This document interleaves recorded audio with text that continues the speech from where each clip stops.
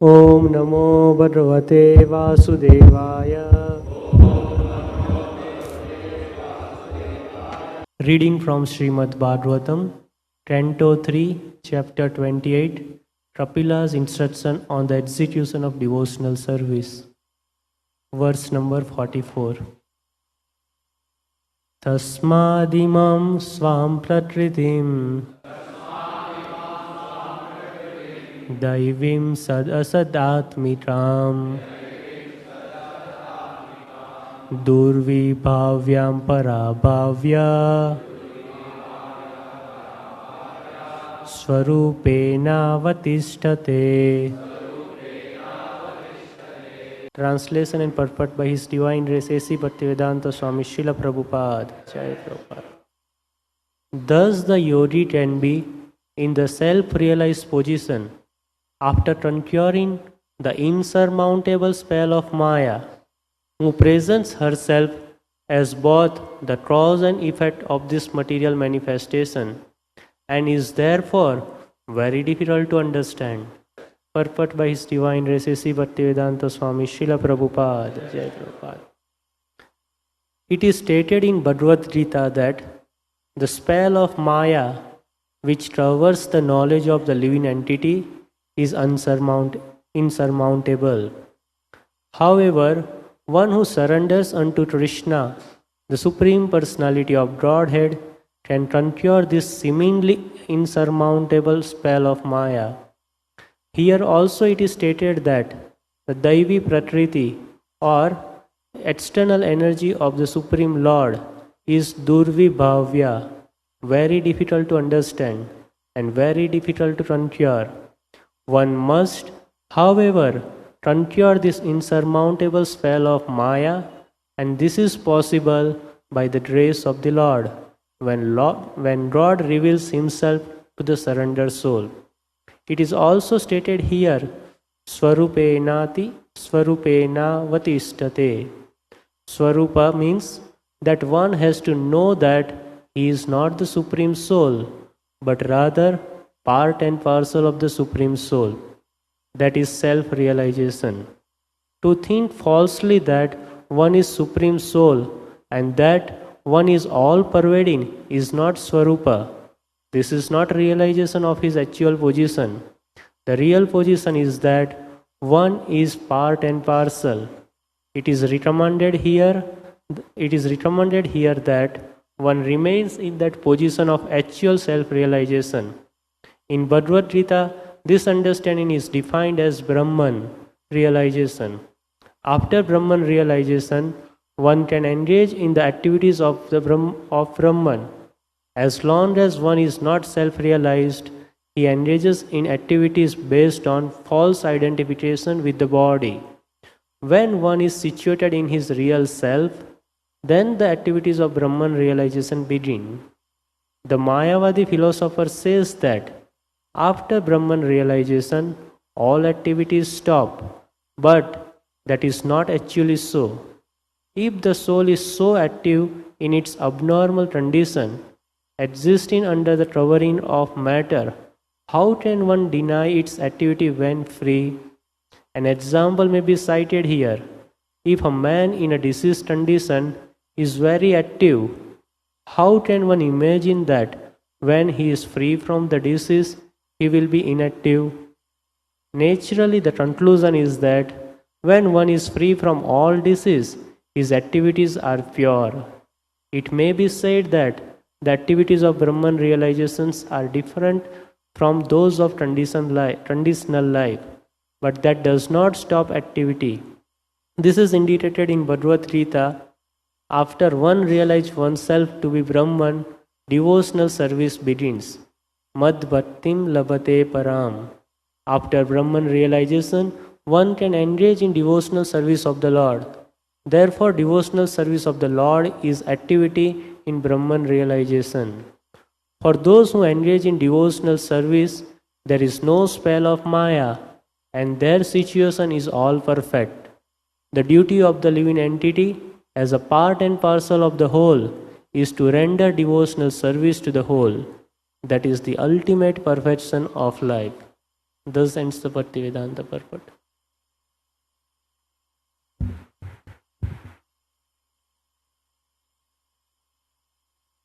Last and concluding verse of this chapter, spoken by Kapila to his mother. And in conclusion, he is saying, Tasmat, therefore, thus. Tasmad imam swam prakritim dhaivim sadasadatmikam durvibhavyam parabhavya swarupena avatishthathe. So imam prakritim, this material nature, which is self-supporting, is on its own. Swam prakritim, daivim, although it is daivim, divine. Sadatmikam, it consists of cause and effect aspects within itself. Sadasadatmikam, consisting of sadasad, causes and effects. Durvibhavyam is very difficult to understand. Parabhavya, but one must conquer, one must understand, one must conquer, and in that way Swarupena avatishthathe, and in this way be situated in Swarupa, in one's constitutional position, one's own self-realized position. Thus the yogi can be in the self-realized position, Swarupena avatishthathe.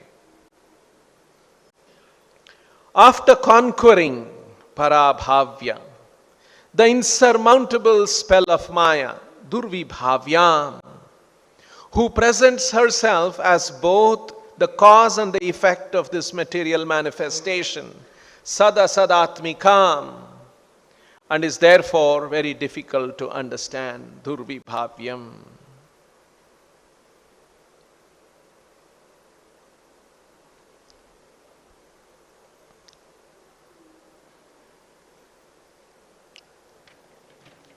So, it's very interesting how Srila Prabhupada has translated these words, Sadasadatmikam, which makes this material energy insurmountable and difficult to understand.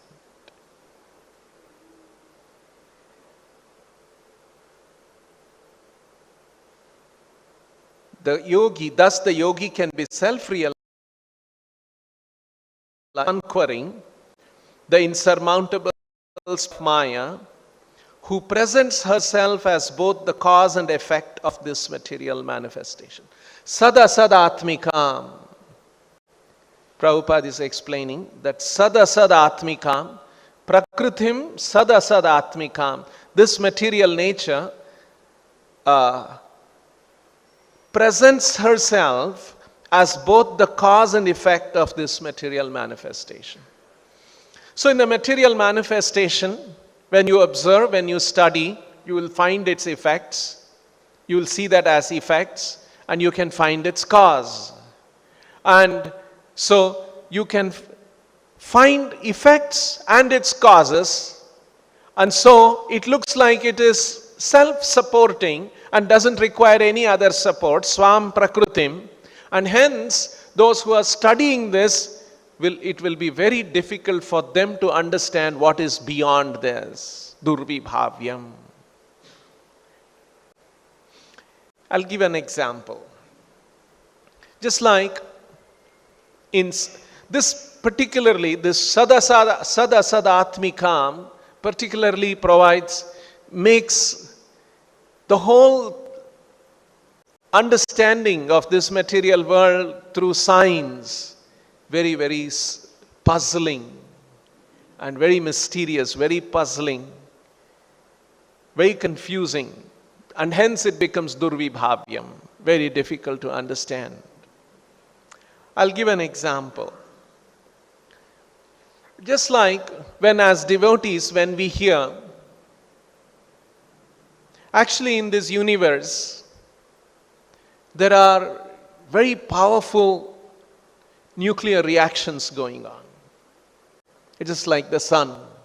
The sun has so much energy coming out, and that's because of nuclear reactions that are going on. And sun is just one of the sun. There are many, many, many stars in the universe, bigger stars, science tells us. And there is so much of nuclear activity going on.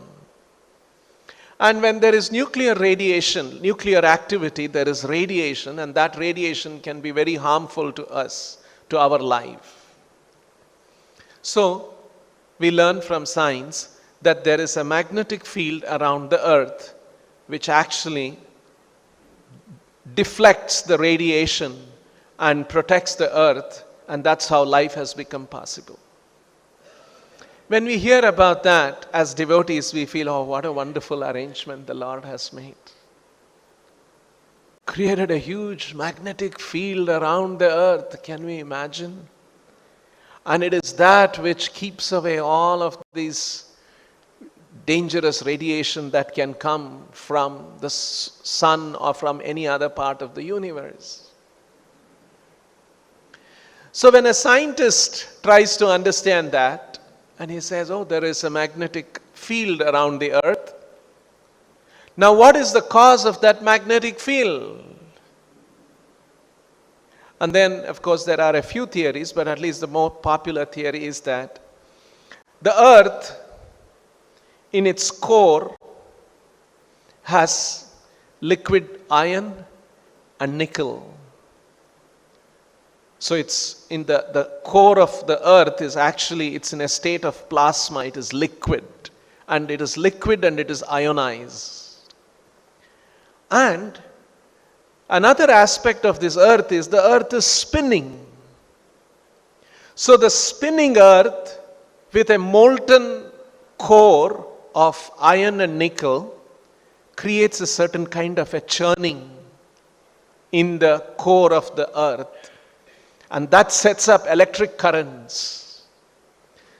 Just like if I take a glass of water, a small glass, and it has got ionized solution, electrons, and then I stir it up, then it sets up a magnetic field around it. Magnetic field around that. That's electromagnetic theory. So scientists know about that.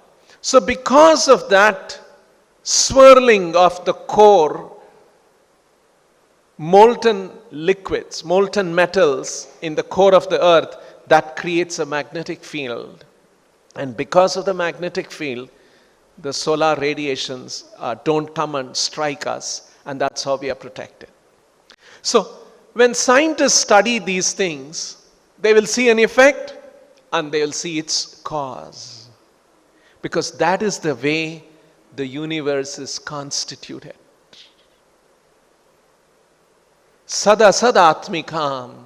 It is composed of causes and effects built into it. And so when you try to study that, it becomes, you cannot understand, you cannot go beyond that, and it becomes durvibhavyam.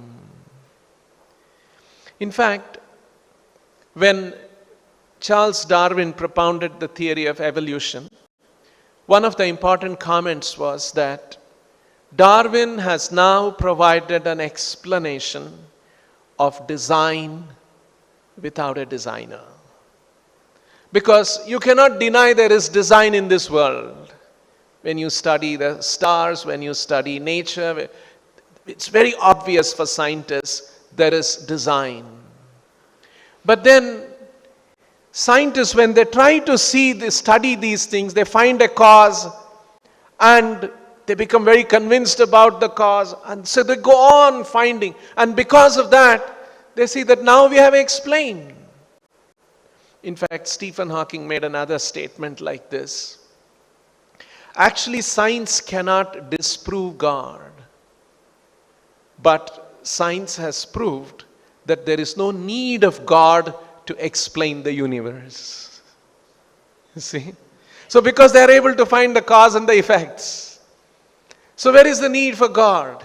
Maybe we don't know something, and so pious people will say God created that. But when we progress in our science, we will find out its cause, then we don't need God.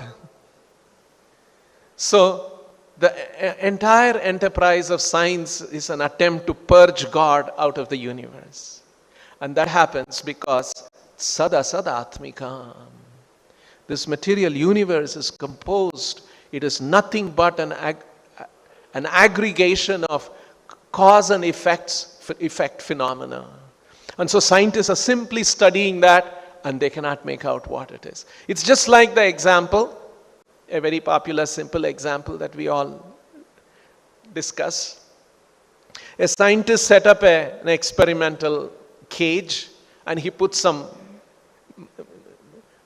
a few rats in it, and he made them starve, and the rats were all very hungry. They were running around, they were very hungry. And then he had created a small metallic lever, and the rats stumbled on the lever and pressed it. And the moment the rats pressed the lever, he had arranged a small quantum of food fell into the cage. And the rats all rushed at that and nibbled and they ate. And then again after some time they became hungry and they were running around. And in a few attempts they figured out that you press the lever, you get the food. And now the rats became very happy. Whenever we are hungry, go press the lever, you get food.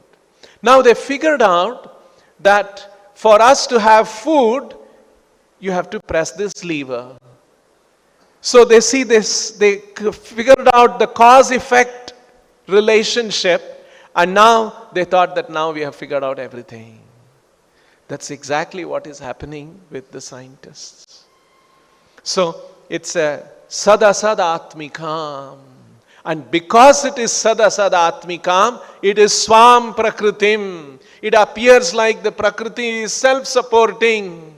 And hence if you try to study that, you will never figure out it is Durvibhavyam. It becomes very difficult to properly understand. So that is the nature of this universe. But it is Daivim. It is actually connected, it is divine, it is connected to the Lord. That is why Krishna also says in the Bhagavad Gita, Bhinna Prakriti Rashtadha.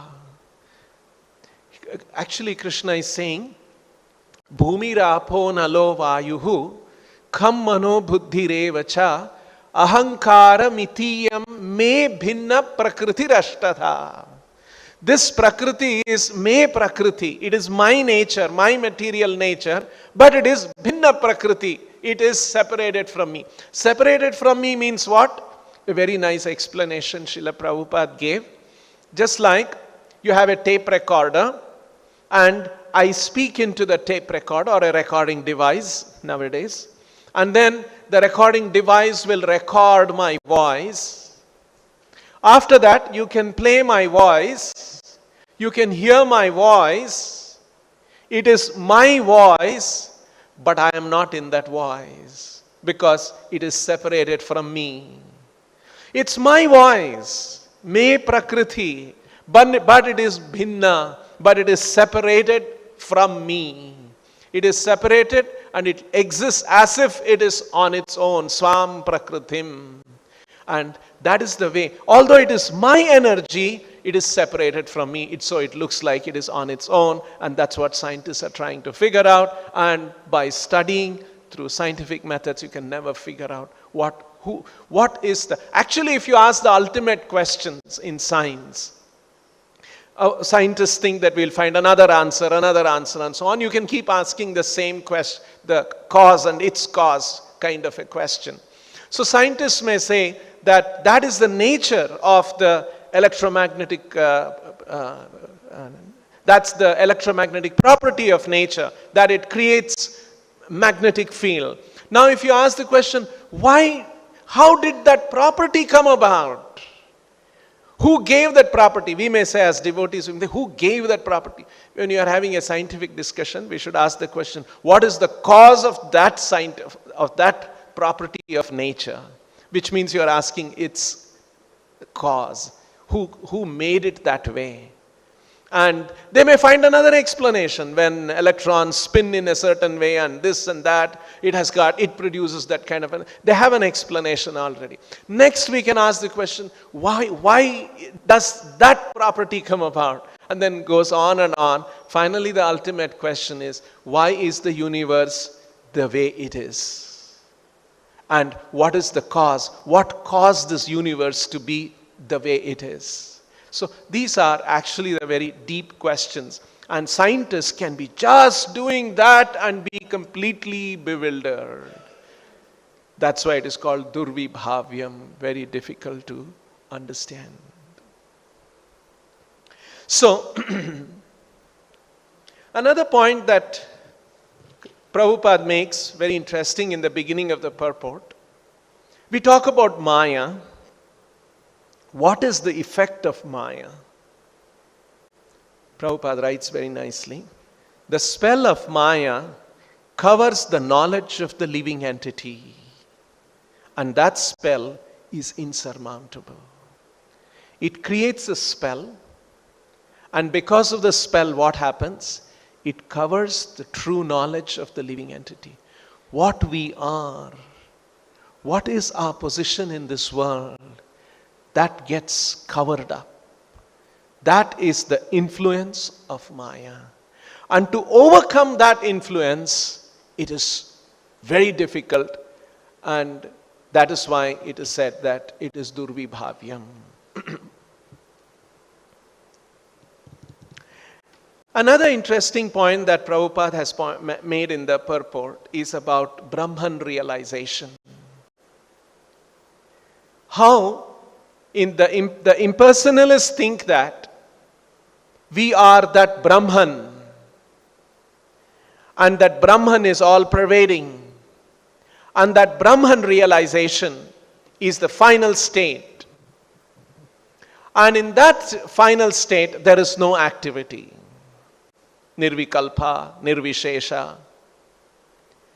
But here, Prabhupada is pointing out that Swarupena avatishthate, Swarupena, to be situated in Swarupa, is not just at the stage of impersonal Brahman realization, but to understand that I am part and parcel of the Brahman, Parabrahman.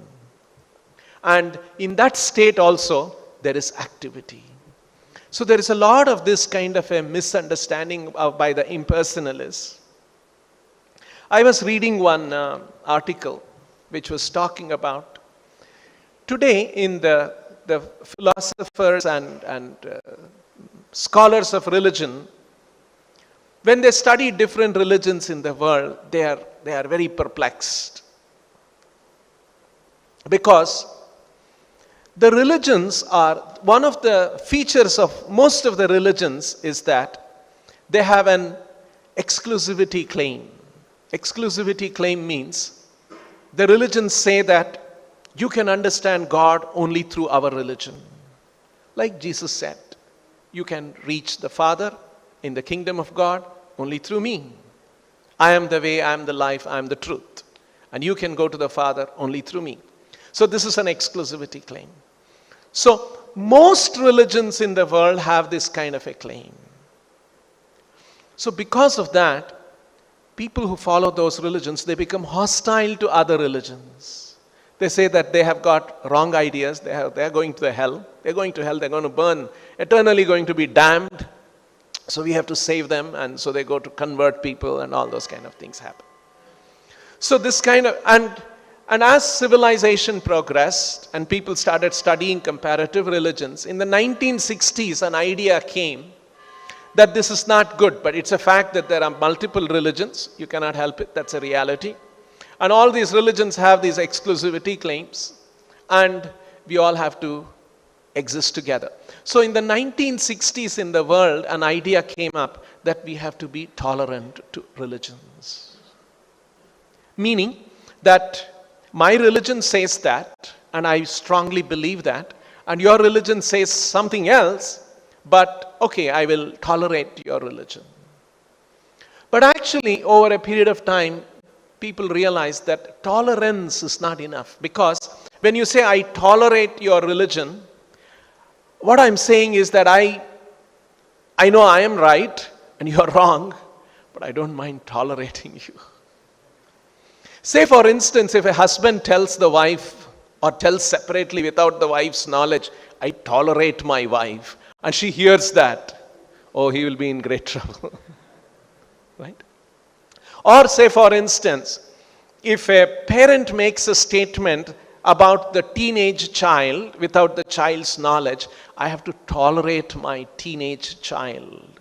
And if the child hears that, will be very hurt. I know my father says he has to tolerate me.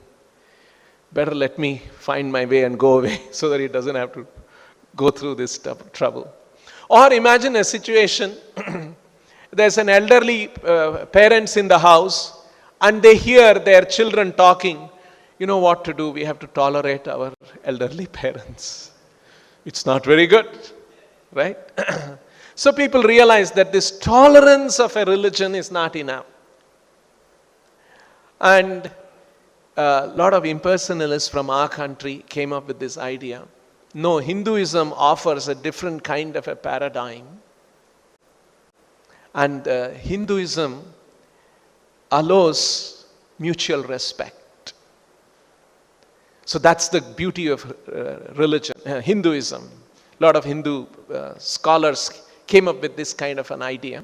Because they say, the Hindu scholars, so actually they're all impersonalists or influenced by impersonal ideas. So they say that Hinduism is a very open architecture, open-ended religion. Which means that you can have multiple beliefs and all of them can coexist with mutual respect. And that's what Hinduism about. So husband may be a devotee of Ganesha and the wife may be a devotee of Durga, and they can happily coexist, and so they don't have to, they can be very respectful to each other. Why that happens in Hinduism according to the impersonalists is because there is something divine, and that divine's manifestation, Ganesha is a manifestation of that divine, as much as Durga is a manifestation of the same divine. And so that one divinity manifests in myriad forms in the form of devatas, and you can have respect for, and that's how the Ishta Devata concept comes up, and you can have respect for. That's the kind of an idea that the impersonalists come up with. Is Hinduism truly open architecture? That means you can, actually that open architecture is a modern articulation of Yathomat Tatopat idea. Whatever you believe, that is the truth. So that's the kind of an idea. So is that really true? Actually, if you examine the verses of the Bhagavad Gita, it is not so. Arjuna is asking, Karpanya doshopahatasva bhavaha pruchhami tvam dharma samuda chetaha yat shreyaha nishchitam bruhitan me. This is Arjuna's question. Krishna, please tell me, nishchitam bruhitan me, tell me definitively what is the best for me, the best, the highest. That's what Arjuna is asking. Tvam ekam vada nischitya shreyoham apnuyam.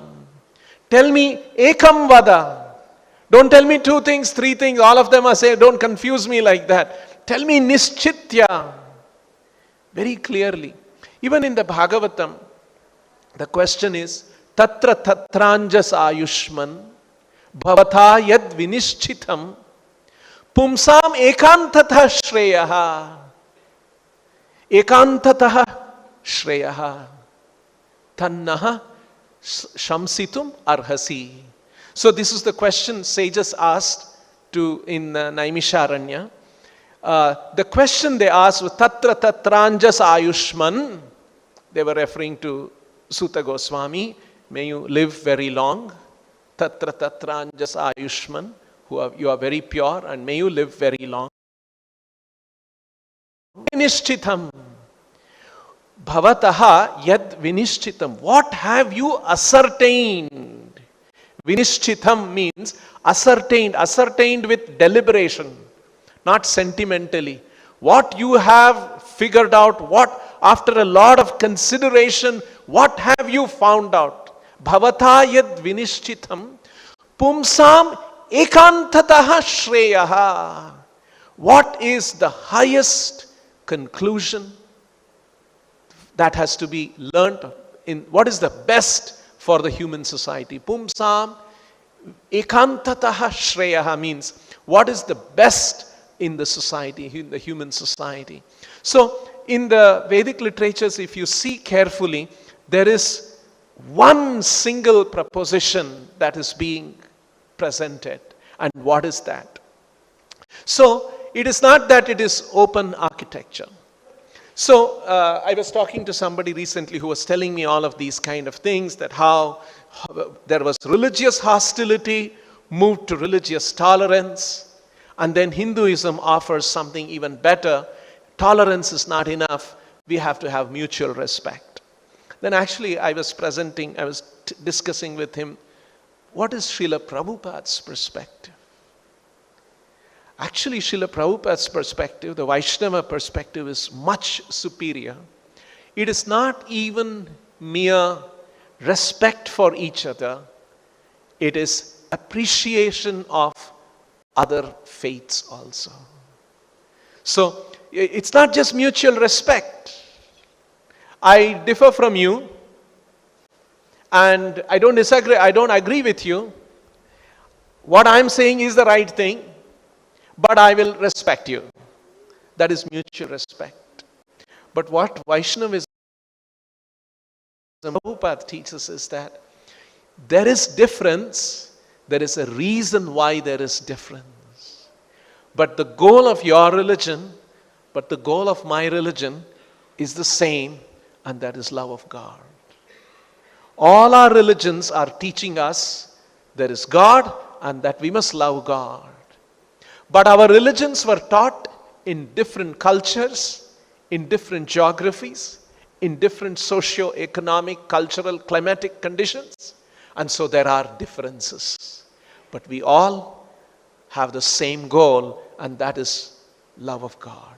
This is a much more broader, much more accommodating, much higher understanding than just mutual respect. That was a beautiful thing. In fact, we see this, how Srila Prabhupada respected other religions very profoundly and very sincerely and very truthfully, very honestly. It was not just a sham. Once, Prabhupada went to Mexico, Mexico City, and he was there for a week, and there were many programs, and many people were becoming devotees there, and Prabhupada was very happy. He did many programs in different places. Once Prabhupada was after the program, he was in the house of a person, a family who had become devotees. So Prabhupada was accommodated in that room. So Prabhupada was put he was in the bedroom finally at the end of the day of all the preaching and all the programs. So devotees gradually, they one by one, they left. And in that room where Prabhupada was supposed to sleep, it was the house of a Christian, and there was a statue of Jesus on the cross, the crucifixion. That's the common one. So Prabhupada, after a while, the devotees left.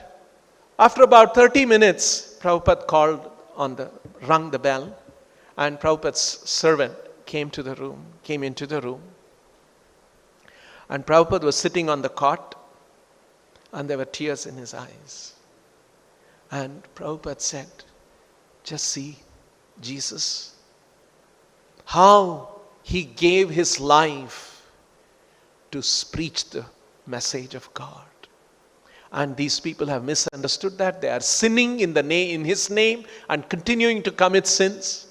And just see how much he suffered.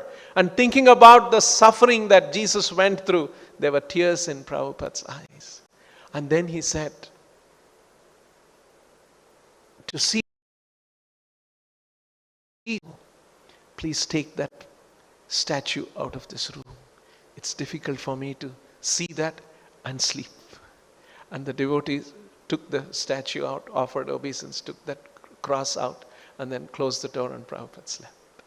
Just see the genuine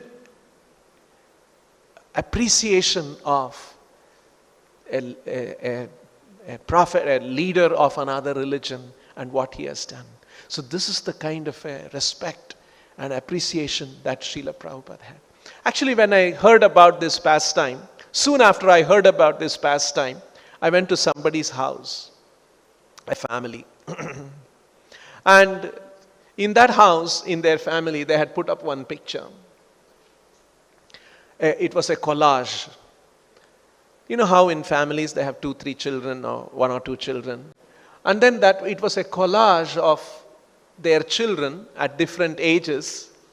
And all the pictures of the children, one birthday, they're cutting a cake and everyone is very happy. Another picture of a child got some award or some prize or something, holding a big cup and everyone smiling. And all the pictures were about children, their children and parents, smiling, happy. Then I was thinking, all these pictures are all about happy moments. I'm sure the children must have fallen sick sometime and had some, injury or something. And they didn't take those pictures and put that up in the collage, right? No one does that. Parents love their children and they want to see their children happy because their child is their object of love, and they want to see their object of love in the best moments, not crying. So usually you put pictures of happiness of your children, of anyone you love. In the same way, Srila Prabhupada had that sensitivity that Jesus is such a great person. What he did for humanity. And his portrayal must be not when he was suffering most. And it was very disturbing for Srila Prabhupada. That was the kind of a sensibility and the sensitivity that Prabhupada had. At the background of it is Prabhupada's immense appreciation and respect and appreciation for Jesus and what he did. So these are the real qualities of a Vaishnava, of how when you develop that understanding that there is the Supreme Lord, and the Supreme Lord and his messengers come to this world at different times. According to the Desha, Kala and Patra, you have to teach that knowledge of God and information about God in a way that that audience can understand. And one last point that is also important here. Swarupena avatishthate. I want to read one interesting thing. Swarupena means to be situated in one's own position. The soul's ultimate constitutional position is that we are part and parcel of God. We are meant to serve God. We are meant to love God. And that position of loving God is the Swarupa. Swarupena avatishthate refers to coming to that position of love of God. Now, what does that love of God mean? Because Prabhupada is clarifying here, Swarupena avatishthate, to be situated in Brahman, does not mean you become inactive. And Prabhupada is quoting this verse that Mad Bhaktim Labhate Param Brahma Bhuta Prasannatma Na Shochati Na Kangshati Samas Sarveshu Bhuteshu Mad Bhaktim Labhate Param. Mad Param Bhaktim Labhate. One attains, Labhate means one obtains or one attains when Brahma Bhuta Prasannatma, when one has become Brahma Bhuta, when one has reached the stage of Brahman, then he attains bhakti. So then he attains param bhaktim labhate. So attaining Brahma Bhuta is not a state of inactivity, it is a state of real activity begins when one has reached the Brahma Bhuta stage. That's what Prabhupada is pointing out. Recently on Monday, you all have heard this lecture also of Srila Prabhupada. How nicely Bhagavatam presents this. The verse is about Tataha Parikshit Dvijavarya Shikshaya Mahim Mahabhagavata Shashasaha. That's the verse in the Srimad Bhagavatam that Prabhupada was speaking on. This verse is from the first canto of the Bhagavatam. It says, Tataha Parikshit Dvijavarya Shikshaya. Parikshit Dvijavarya Shikshaya. He was being directed by the instructions or guidance of Dvijavarya, foremost of the Brahmanas, Dvijavarya Shikshaya, Mahim Mahabhagavataha, and this Parikshit was Mahabhagavataha, and he was Mahim Shashasaha. And what was he doing? He was ruling the world. Although he was Mahabhagavata, he was ruling the world. In other words, Prabhupada was clarifying in that talk that Mahabhagavata does not mean he is only going to be chanting Hare Krishna. He will also be doing different activities, including the activities of a chief executive of a state. That is Mahabhagavata. I'll read that portion of the talk by Srila Prabhupada. Very, very special how Prabhupada points out these wonderful things. So Parikshit Maharaj was not an ordinary person. He was Mahabhagavata. Mahabhagavata Shasasaha. Ruled over a great devotee. It does not mean a great devotee is simply engaged in chanting Hare Krishna mantra. No. A great devotee may be the chief of the executive function of the state. He can become. That is required.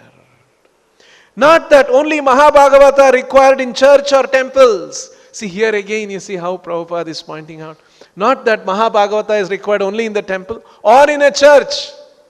So Prabhupada is acknowledging that yes, there can be lover of God even in a church. But that does not mean he is only in the church and nowhere else. So that is required. Not that only Mahabhagavata required in church or temples. No, Mahabhagavata required also as the head of the chief executive function. That is also required. Otherwise, how will people be happy? Every field there must be Mahabhagavata. Just see. Mahabhagavata is not just in the temples, not just in some holy places, not just in the Himalayas. Mahabhagavata should be there in every field. In politics, there should be a Mahabhagavata. In science, among scientists, there should be a Mahabhagavata. Among writers, there should be a Mahabhagavata. Among lawyers and judges, there should be a Mahabhagavata. In every field. So my Guru Maharaj used to say that when we shall see that the High Court judges are devotees of Krishna, then our preaching will be somewhat forward. That's also is not satisfied. Somewhat we have done something. If High Court judges become Mahabhagavata, they have become devotees. So that is the aim of Krishna consciousness movement.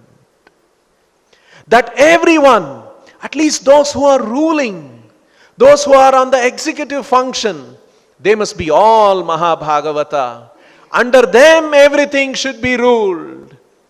Then people will be happy. That's the intention.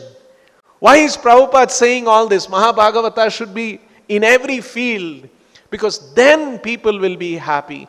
Because they will never do anything unjustly. Just like we are seeing everywhere, we are seeing in modern society. There are rulers and all kinds of things that are happening. That how much people are put to suffering. People are not figuring out which ideology will work. And all ideologies in some way or the other clash with each other. And people fight for these ideologies. and finally the common people are unhappy. That is, then people will be happy because they will never do anything unjustly. Their only desire is Mahabhagavata. Their only desire is how to give relief to the suffering humanity. Parikshit Maharaj was Mahabhagavata, and therefore he was entrusted to rule over not an ordinary man. An ordinary man must not become the ruler. Only a Mahabhagavata can become a ruler. And a Mahabhagavata is not just he is confined only to the temples. A Mahabhagavata should be there in every field of human activity. And that is the aim of the Krishna consciousness movement. Just see the perspective of Srila Prabhupada. Prabhupada is not presenting that just as Bhagavata is just a religious text. It is not just a religious text to be read and practiced in the temples. This text and this understanding should influence every facet of human life. Every leader in the society. There are different leaders, kinds of leaders in the human society. Every one of them should be influenced with the principles of Bhagavatam, which is the principle of love of God. And that will bring out a good quality of such leaders, and they will always want to do good to the society. See the profound strategy that Prabhupada lays out to bring about happiness for everyone in the world. Srila Prabhupada ki, Grantaraj Srimad Bhagavatam ki jai.